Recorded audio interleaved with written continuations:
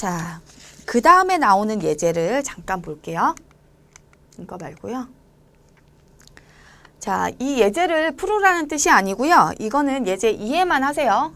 자, 보시면 A 회사는 종업원이 퇴사한 시점에 일시불 급여를 지급하며 일시불 급여는 종업원 퇴직 전 최종 임금의 1%의 근무 연수를 곱해서 산정된다. 자, 종업원의 연간 임금은 1차 연도에 10,000원이며 향후 매년 7%, 복리 7%로 상승할 것이다. 그래서 임금 상승률 고려했죠.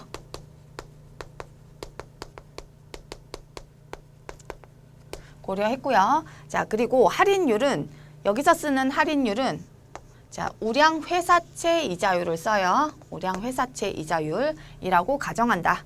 자, 종업원은 5년간 근무하고 퇴사할 예정이다. 자, 그럴 때 보험 수리적 가정 및 추가적인 다른 조정 사항은 없다 나와 있는데요. 자, 임금 상승률 고려하고요. 그 다음에 언제 퇴사할지 퇴사율 같은 것도 고려해야 돼요. 그렇죠? 자, 이런 것들도 다 고려해서 측정을 하는 방법이 그게 보험 수리적 가정이다 생각하면 돼요. 보험 수리적 기법이 자, 그런 방법을 얘기를 하는 거다 생각하시면 되고요.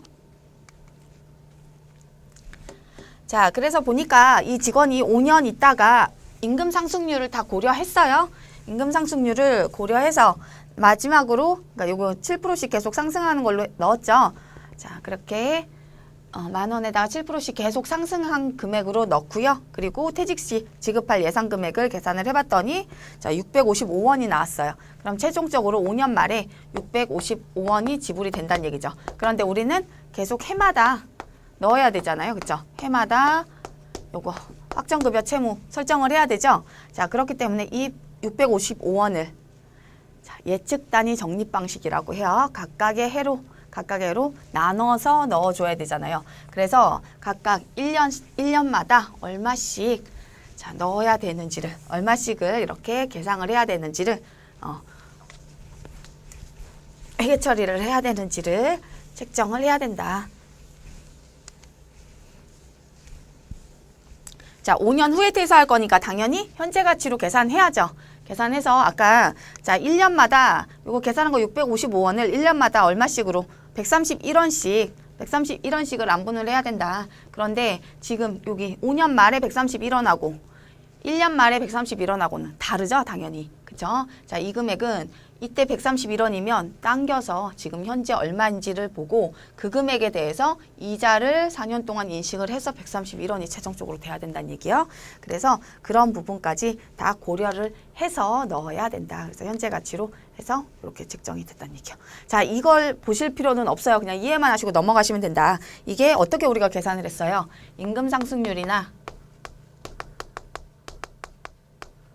이 직원만 있는 건 아니겠죠. 자, 퇴사율 같은 거 전부 다 고려해야 돼요. 자, 이런 것들을 전부 다 고려를 하는 방식을 우리가 보험 수리적 기법이라 그랬죠. 자, 이걸 통해서 했고요. 그 다음에 요렇게 131원씩 나눠서 얘를 매년 말로 이렇게 나눴잖아요. 그렇죠? 그래서 자, 예측 단위 적립 방식이라 그래요.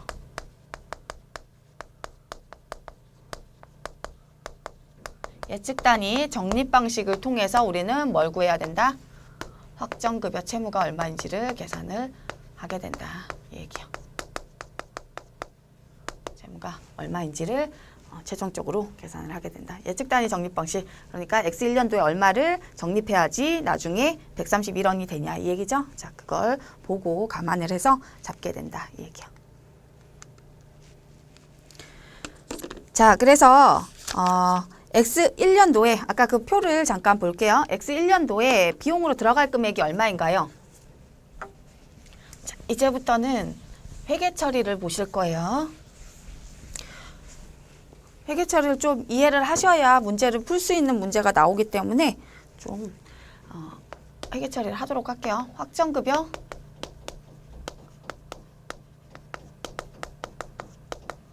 채무하고요. 단기 근무원가.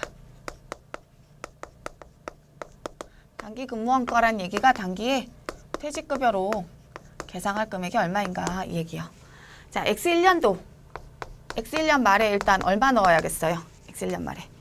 자, 89원만큼은 들어가야죠. 단기근무원가로 들어가야 나중에 131원 된다는 얘기요. 그러니까 자, 퇴직급여로 89원. 그 다음에 이만큼이 확정급여 채무로 잡히게 된다. 자, 그 다음에 X2년 말이 되면 자, 마찬가지로 얼마 잡아줘야 돼요? 퇴직급여. 자, 89원이 아니죠, 이제. 자, X2년도부터는 얼마로 출발하면 돼요? 98원이요. 98원에 이렇게 3번 가면 131원 된다는 얘기죠. 그래서 98원. 확정급여 채무 98원.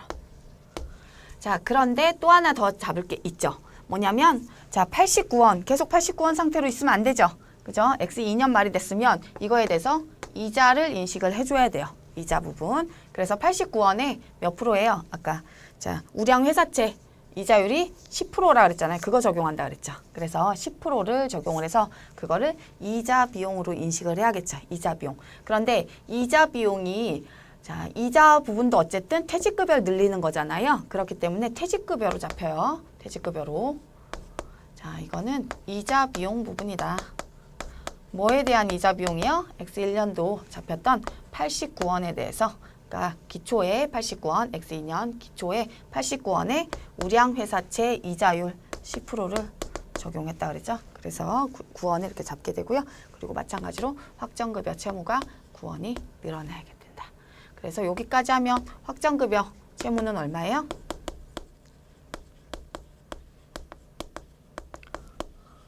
자, 89, 98, 9원 이렇게 더하면 196원이 되네요. 그렇죠? 이렇게 설정이 되고요. 자, 두 번째로 이제는 교재에는 안 나와 있는 내용이요. 자, 두 번째로 사회 적립 자산 있죠? 자, 사회 적립 자산에 불입을 할 거잖아요. 사회 적립 자산에 X1년도 불입액이 이거는 가정을 들어볼게요. 자, X1년도 불입한 게 예를 들어 72원이었다 해볼게요. 72원. 그러면 불입할 때 분계 어떻게 하면 된다 했어요? 사회 적립자산이라는 그 계좌다 생각하시면 돼요. 여기다가 72원 넣고요. 그 다음에 현금 등 나갔겠죠? 현금이 72원 이렇게 들어가면 되고요. 자, X1년 말에는 뭐 없었고 X2년 말로 바로 넘어갈게요. 자, 이 이후에 뭐 추가로 불입하거나 한 건 없었다 할게요. 자, X2년 말이 됐어요. X2년 말이 되면 공정가치 평가를 해주셔야 돼요. 사회적립자산에 대해서 자, 공정가치로 매년 말마다 평가해야 돼요. X1년은 생략한 거고요. 2년치를 보여드리려고. 자, 공정가치 평가를 해줘야 된다. 그런데 X2년 말에 공정가치 자, 이 사회적립자산도 어쨌든 예금계좌 같은 거잖아요. 그래서 얘의 공정가치를 봤더니 은행에서 얼마다 이렇게 평가해서 나오잖아요. 공정가치가 80원이었다 해볼게요. 80원. 자, 만약에 공정가치가 80원이었다 이러면 자, 사회적립자산 늘려줘야죠. 공정가치로 평가해야 돼요. 사회적립자산은 금융자산이니까 얘도 사회적립자산이 얼마인 거예요? 자, 8원이 올라가야죠. 올라가고 자, 여기는 이만큼이 어쨌든 뭐 투자 수익이나 그런 거란 얘기잖아요. 자, 근데 얘는 다 투자 수익 이런 식으로 잡진 않아요. 자, 일단 사회적립자산이 늘어났으면 그러면 내가 그만큼 추가 불입을 안 해도 되는 거죠. 덜 해도 되는 거죠. 그렇기 때문에 걔는 자, 퇴직급여를 줄인다고 보는 거예요. 퇴직급여를 줄인다. 그래서 자, 내가 불입해야 될 금액을 줄일 수 있구나. 퇴직급여를 줄여서 잡으면 돼요. 왜냐하면 이 퇴직급여 잡은 만큼을 우리가 또 여기에 몇 프로, 80% 뭐 이런 식으로 불입을 계속 할 거니까. 그래서 퇴직급여를 줄여주면 돼요. 그런데 퇴직급여를 다 줄이는 게 아니라요. 이것도 자, 나머지 부분이 있어요. 재측정 요소라는 부분이 있어요. 자, 퇴직급여로 들어가는 부분은 기초에 사회적립자산 있었죠? 기초 사회적립자산 72원이잖아요. 여기에다가 아까 곱했던 요거 우량 회사채 이자율 있죠? 10%. 이 금액만큼만 자, 그 금액만큼만 퇴직급여를 줄이는 대로 들어가요. 단기 이자 수익으로 잡히는 건 그것뿐이다 생각하시면 돼요. 그래서 7원만 자, 퇴직급여를 줄이는 대로 들어간다. 자, 그 외에 공정가치 평가했는데 자, 이 이자 10% 나는 10% 정도 예상을 했는데 더 얘가 추가적으로 더 올라갔다는 얘기죠. 더 올라간 거. 자, 얘는 내가 뭐 운용을 잘해서 올라갔거나 했을 수도 있어요. 근데 이것 때문에 계속 퇴직급여가 막 왔다 갔다 하고 변동되는 거 보지 않겠다는 얘기예요. 그렇게 하지 않겠다. 그래서 딱 요만큼 여기 같은 이자율 적용한 만큼만 퇴직급여 줄이는 걸로 단기 비용으로 단기 손익으로 들어가고요. 단기 손익으로 들어가고 나머지는 재측정 요소라고 해서 1원이죠. 자, 얘는 기타 포괄손익으로 넣어요. 기타 포괄손익. 그러니까 단기 손익에 넣지 말란 얘기예요. 그렇죠? 자, 얘 때문에 들쑥날쑥한 거 그렇게 그냥 허용하지 않겠다 이거죠. 그래서 재측정 요소로 넣게 된다. 어쨌든 공정가치 평가한다는 얘기고요. 그리고 그만큼 이자 수익만큼은 자, 퇴직급여를 줄이게 된다 생각하시면 돼요. 그 나머지는 재측정 요소라 해서 기타 포괄손익으로 들어가게 된다. 자, 이렇게 했을 때 여기까지 해서 우리 X2년도까지의 확정급여 채무 한번 볼게요.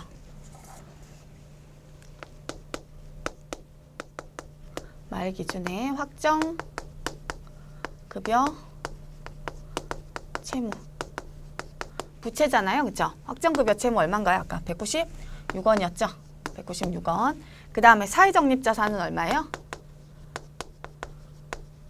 사회적립자산은 당연히 얼마 돼야겠어요?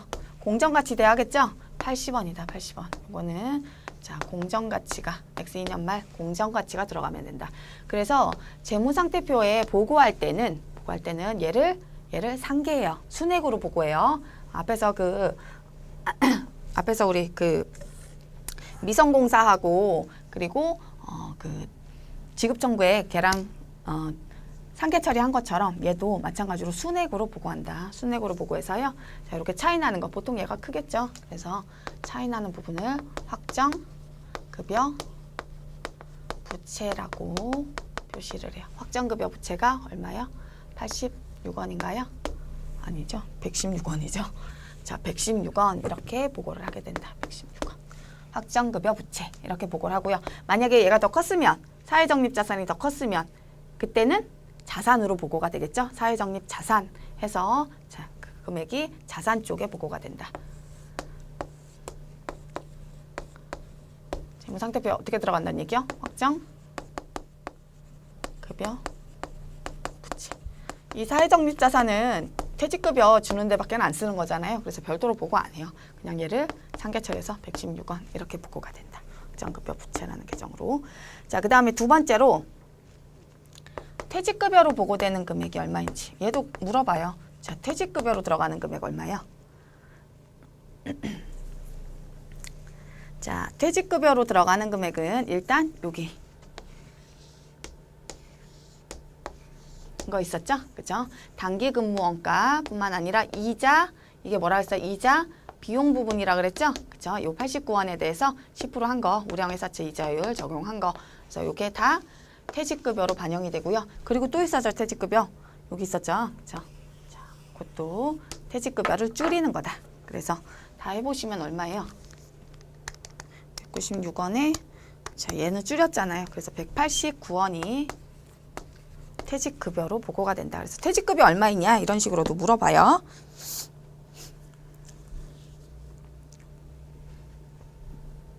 이거 X1년 거였죠? 큰일 날 뻔했어요. 그죠? 자, X1년도 것까지 반영하면 안 되죠?